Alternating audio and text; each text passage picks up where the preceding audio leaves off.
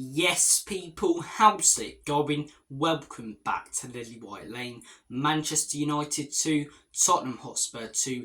That is the full-time score today at Old Trafford. And to be honest with you guys, we deserved to win that game. We had more touches in their box. We had more big chances, more chances created, a higher XG, more possession. We dominated every stat possible in today's game. And it's frustrating that we haven't come away with all 3 points, but the fact that it's frustrating that we haven't went to Old Trafford and picked up all 3 points shows that we're going in the right direction. The fact that we really wanted to win and we come away from a game with a point where the last few years we'd be quite happy, but this season we're not, it shows that as a club we're on the right trajectory under this manager, and it's a great feeling to know that your club is finally going in the right direction. We're finally having a manager and seeing a manager get backed by the ownership. We're finally seeing beautiful football that we've been asking for and hoping for since Pochettino left, and we played well today. Few moments of sloppiness, as I say, both goals conceded. Yes, they're really good strikes from Rashford and Højlund, but they're preventable. But I'm not going to beat around the bush. Manchester United are an absolute pile of Chewbacca shit. They are not a good team at all. I mean, we were missing Pape Matar, Bissouma and James Maddison. Arguably two of our best midfielders and our fourth best midfielder today. We were missing Heung-min Son and Kulusevski, our two best attackers, and they still couldn't beat us. And we're nowhere near being the better team. We were by far the better team. When you look at every single stat, apart from the scoreline, it wasn't a close game.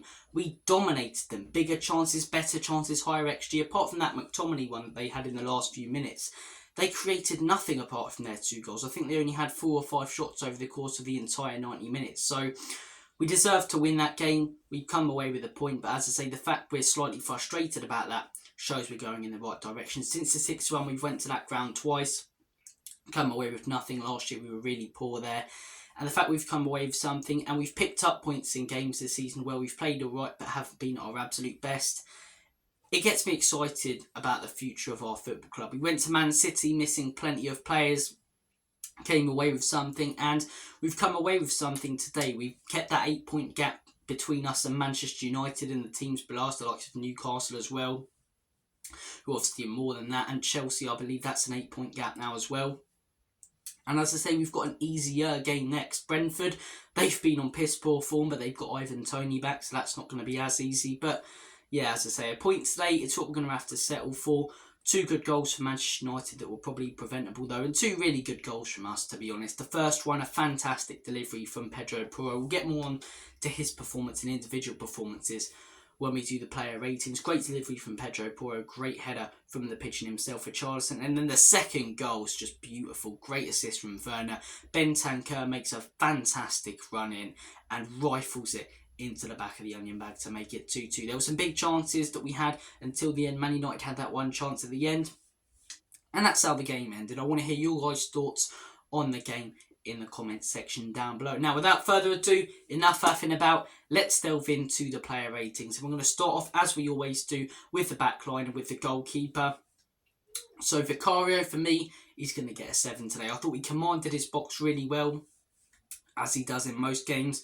He wasn't really tested today. Both United goals, I mean, they were preventable, and I think the defence could have done better, but there's nothing Vicario could have done about them. A lot of the goals he's conceded, this season, yes, we've conceded a lot, but there's not many he could have done better with. There genuinely isn't. You have to, score a proper goal if you want to beat Vicario and score against this Spurs team. So, Vicario, I'm going to give him a 7. I thought he commanded his box well, played out from the back, didn't really do anything wrong. Very solid performance, as per usual, from the Italian.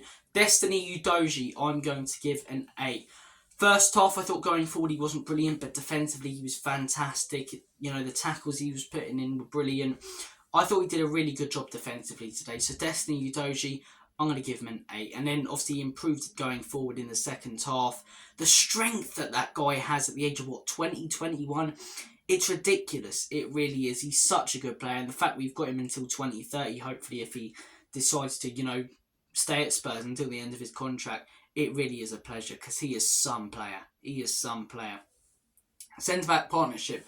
Mickey van den Ven, I'm going to give an 8. Christian Romero, I'm going to give an 8. I don't think both were absolutely unreal today. Maybe their marking could have been better a couple of times. But I think they were both very solid. And you've got to consider, as I say, Romero wasn't expected back until February. Mickey wasn't expected back till now, but he's still only come back from injury. And the fact they've pretty much picked up right where they left off, it shows how good these two work together. I believe that's 11 games we've had with them. 1 loss, which was the Chelsea one, 2 draws and 8 wins with these two as our centre-back partnership. It really is great to have them back on the pitch together. They work so well together, both today, so solid. And we looked like we had that solidity in our back line again. You know, it never looked like we were going to make a defensive mistake. The only goals United looked like they were going to get today were long balls over the top, purely because of our high line and not defensive mistakes from any of the 4 defenders, but especially the centre-back partnership, which weren't the case when we had Royale there and Davies, who normally is consistent, but you still don't trust as much as these two. So I'm going to give both players an 8. Pedro Porro, I'm going to give Pedro Porro a 7. I thought defensively he wasn't brilliant. I thought for the first goal he could have done better. In the second goal, his marking on Rashford's not great. It really isn't. But then going forward, he got the assist. He whipped in that brilliant cross. Romero heads it right onto the bar. Probably should have scored right before the half-time whistle. And created some good opportunities going forward. It was a shame how bad Johnson was in front of him. We'll get onto his performance in a little while. So, Porro, I'm going to give him a 7. Rodrigo Bentancur, I'm going to give a 9. Looked really creative today. Made a difference with that goal. In the first half, he looked solid. In the second half, I thought he was exceptional. Didn't make any mistakes. He was fantastic today, Bentancur. Great to have him back scoring in the Spurs team. Ollie Skip. Look, I've been very critical of the lad recently. I have been. I hold my hands up. But today I thought he was really good. I'm going to give Ollie Skip an 8. I didn't really think he made any mistakes. I thought he drove through the midfield really well. Obviously, Bissouma or Sarr or Maddison would have done a better job in that position. But I think, as I say, with, not the best team that we fielded today, he did good. He did do good. I'm going to give Ollie Skip an 8. Højbjerg, I'm going to give an 8 as well. I thought he filled in well.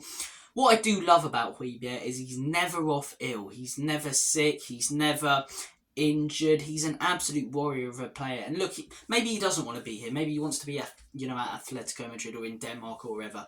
But you would never see it because the guy, when he's put on that pitch, gives it his all for the badge. No complaining, nothing. That's why I like Højbjerg as a player, because he'll always give his all. And he is a very decent player. He's a very consistent player, and he put in a very good performance today. Pierre-Emile Højbjerg, I'm going to give an 8. Brennan Johnson. It weren't good today from Johnson. It really weren't. I said in the summer when we bought him for 50 million, yes, we've got Radu Dragas in right now. Bloody fantastic. But we had those period of games where we dropped points, as I say, when we lost both Romero and Mickey van der Ven. And I said during that period, if we put in a centre-back in the summer, we wouldn't be dropping points. But we spent 50 million on Johnson instead of a centre-back when we probably didn't need to. And he's not been good. He scored that 1 goal, I believe, against Wolves, but he just doesn't look a dangerous player. And every time he got the ball today, poor pass after poor pass, or poor layoff, or poor shot. He looks such an indecisive player. He looks like he can't decide to cross it or shoot most of the time. Johnson, I'm going to give a 4 today. Some people might say that's really harsh, but it's my show, mate. It's my show, mate. Kiel Hooper's show. It's my show. Get off me show. I'm going to give him a 5. I don't know what came over me there. I'm going to give him a 5. I'm going to stop waffling. He's going to get, a 5. A 5. I think that's fair for Johnson. Heung-min Son, he went on the pitch today. Timo Werner, I'm going to give Timo an 8. When you consider the fact that he only joined the club this week, he's probably only been involved in 2 or 3 training sessions, and the fact he looked better than Johnson already and more settled into that team, and the fact he got himself an assist and played a massive part in today's point, I'm going to give him an 8. I thought he made a really good impact, constantly looked dangerous. He had that 1 chance he probably could have done better with, but it weren't a sitter as such. As I say, only time will tell if he puts away the big chances that he gets, but on the left wing, he looked a very dangerous player and a good option. Timo Werner, I'm going to give him an 8. And Richarlison, I'm going to give an 8 as well. Another goal for Richy today, and he looked dangerous. His hold-up play was good. Dropped deep and put in some good tackles. I'm going to give Richarlison an 8. Look, that is your lot. Those are your player ratings. Final summary of today's game. Decent point, not an easy place to go, Old Trafford, despite Manchester United's form. Man United, as I said earlier in the video, are a load of Chewbacca shit, load of Wookiee shit. They're not a good team. What pygmy hippo shit, blue whale shit, every shit on planet Earth sums up Manchester United. They are not a good team. whatsoever. Probably should have won today, but as I say, we take the point. We move on, 8-point gap between us and them, and on to Brentford we go. Thank you for watching this video. Take care of yourselves. All the best. Have a smashing rest of your Sunday night. And as always, come on you Spurs. In Big Ange we trust. Enik and Levy